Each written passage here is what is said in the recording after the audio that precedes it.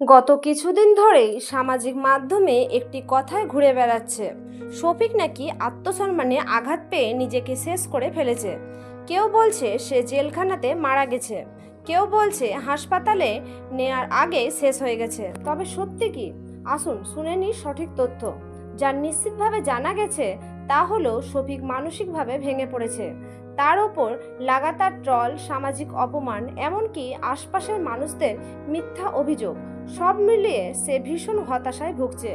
কিছুদিন আগে সে জেলখানায় নিজের শরীরে আঘাত করেছিল, যেটা দেখে তার পরিবার ও চিকিৎসকরা ভীষণ চিন্তিত। এরপরেই তাকে হাসপাতালে ভর্তি করা হয়।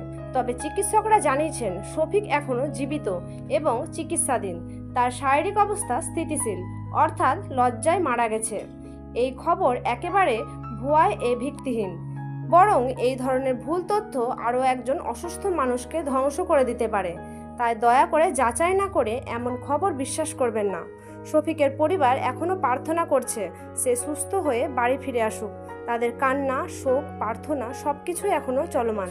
আপনি কি মনে করেন শফিককে নিয়ে যেভাবে গুজব ছড়ানো হচ্ছে তা কি ঠিক হচ্ছে? নিচে কমেন্টে লিখে জানান। ভিডিওটি শেয়ার করুন যেন সত্যতা পৌঁছে যায় সবার কাছে। ধন্যবাদ।